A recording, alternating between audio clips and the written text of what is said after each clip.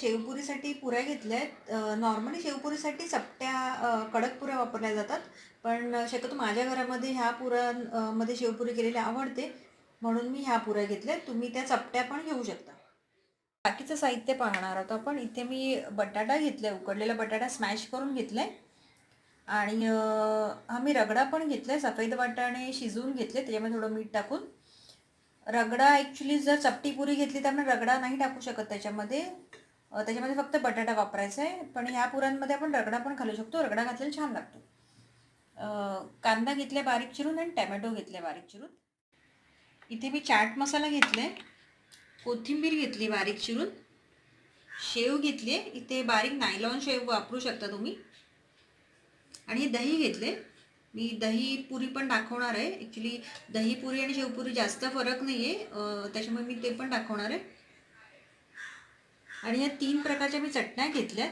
ही आहे हिरवी चटणी. हिरवी चटणी मी पुदिना, कोथिंबीर, मिरची, आलं असं मिक्स करून केलेली आहे.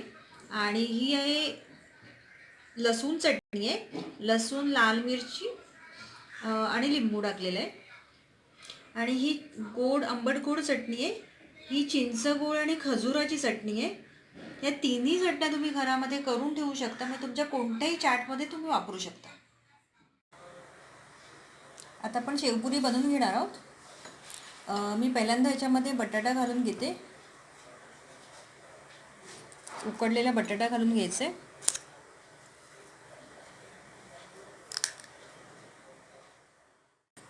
आता बटाट्यानंतर यावर मी रगडा घालून घेणार आहे. आता मी हिरवी चटणी टाकून घेते. तुम्हाला जसं तिखट पाहिजे त्याप्रमाणे चटण्या टाकायच्या आहेत. हिरवी चटणी जरा तिखट आहे त्याच्यामुळे मी थोडीच टाकणार आहे.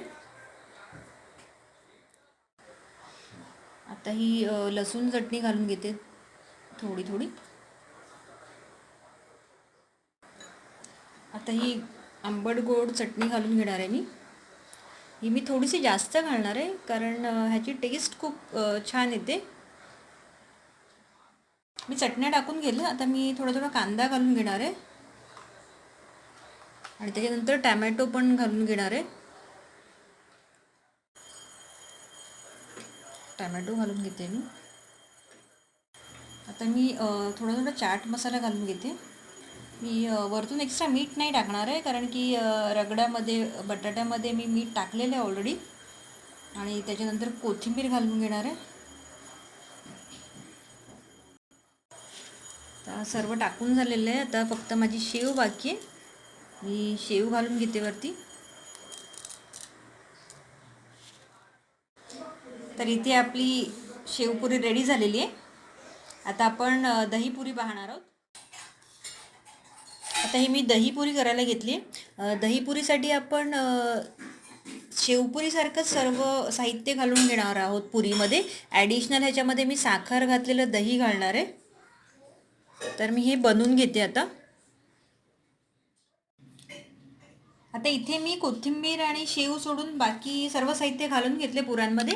आता यावर मी दही घालून घेते, गोड दही. आता मी थोडीशी मिरची पावडर वरतून पेरते. मिरची पावडर आणि थोडीशी जिरा पावडर घालून घेणार आहे. त्याच्यानंतर मी शेव घालून घेते त्याच्यावरती. पुरी रेडी झालेली आहे. कोथिंबीर घालून घेते आणि आपली दहीपुरी रेडी आहे. याची रेसिपी तुम्हाला आवडली असेल नक्की ट्राय करून बघा. एकदम इझी रेसिपी आहे आणि मुलांना मोठ्यांना असं सगळ्यांनाच खूप आवडेल.